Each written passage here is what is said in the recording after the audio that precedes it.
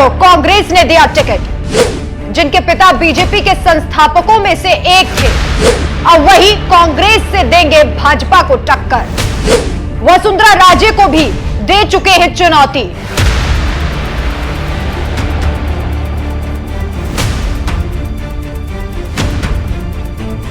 नमस्कार, मैं हूं आपके साथ राखी लांबा। सत्ता के अहंकार में जब आप अपनों की अनदेखी करते हैं तो लोग आपका साथ छोड़ने के लिए मजबूर हो जाते हैं।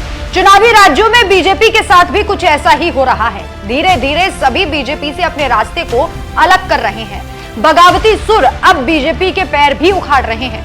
राजस्थान में पार्टी ने टिकट देकर पूर्व सीएम वसुंधरा राजे को तो मना लिया, लेकिन अभी भी कई ऐसे नेता हैं जो भाजपा से खफा हैं और अब ये बागी पार्टी की टेंशन बढ़ा रहे हैं। बीजेपी के नेता रहे मानवेंद्र सिंह ने कांग्रेस का दामन थामा था और अब कांग्रेस ने इन्हें चुनावी मैदान में भी बीजेपी के खिलाफ खड़ा कर दिया है। राजस्थान विधानसभा चुनावों के लिए कांग्रेस की ओर से चौथी और पांचवी सूची जारी कर दी गई। इस लिस्ट में एक नाम ऐसा था जिसने सभी का ध्यान अपनी ओर खींच लिया और वो नाम है कर्नल मानवेंद्र सिंह, जो अब कांग्रेस की तरफ से जैसलमेर में सिवाना सीट से चुनावी मैदान में उतार दिए गए हैं। कांग्रेस की तरफ से मानवेंद्र सिंह को सरहदी जिले से उतारे जाने के बाद यहाँ की राजनीति में एक नया मोड़ आ गया है। मानवेंद्र सिंह बीजेपी के ही नेता थे। इतना ही नहीं, उनके पिता बीजेपी पार्टी के संस्थापकों में से एक सदस्य थे। अब आप अंदाजा लगा सकते हैं कि उनका कद और जनाधार कितना बड़ा होगा। साल 2018 में मानवेंद्र सिंह बीजेपी से बागी होकर कांग्रेस में शामिल हुए थे। बताया यह जा रहा है कि बीते करीब 2 महीने से मानवेंद्र सिंह राहुल गांधी से दिल्ली में मुलाकात भी कर रहे थे। अपनी दावेदारी को लेकर मानवेंद्र सिंह काफी आश्वस्त भी थे। आपको बता दें कि इस सीट से बीजेपी ने हमीर सिंह भयाल पर अपना भरोसा जताया है। पिता थे अटल बिहारी वाजपेयी की सरकार में मंत्री। केंद्रीय मंत्री रहे जसवंत सिंह जसोल के हैं ये पुत्र। पार्टी संस्थापकों सदस्यों में से एक थे जसवंत जसोल।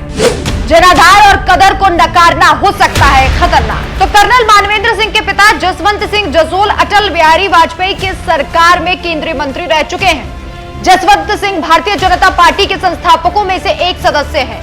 जसवंत सिंह वाजपेयी सरकार में वित्त और रक्षा, इसके साथ ही विदेश मंत्री भी रह चुके हैं। जसवंत सिंह के पुत्र कर्नल मानवेंद्र सिंह की बात करें तो वो भारतीय सेना में अपनी सेवा देने के बाद 1999 में पहली बार राजनीति में आए। पहला लोकसभा चुनाव 1999 में कांग्रेस लोकसभा उम्मीदवार कर्नल सोनाराम के सामने लड़ा, लेकिन हार गए थे। साल 2004 में बीजेपी से लोकसभा का चुनाव लड़ा और जीते। साल 2009 में लोकसभा चुनाव में कांग्रेस के हरीश चौधरी से हारे।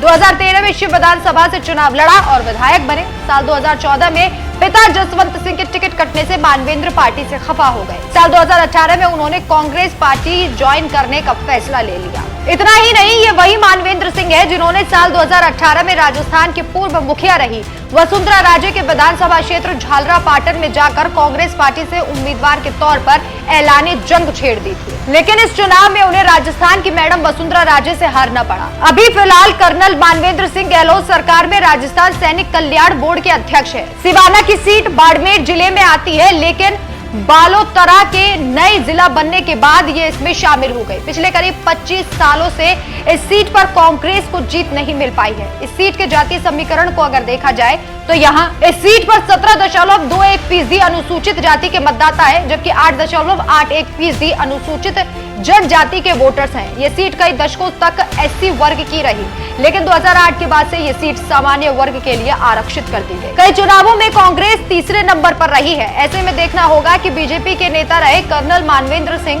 कांग्रेस की झोली में जीत डाल पाते हैं या फिर नहीं। आपकी क्या राय है, हमें कमेंट करके जरूर बताएं।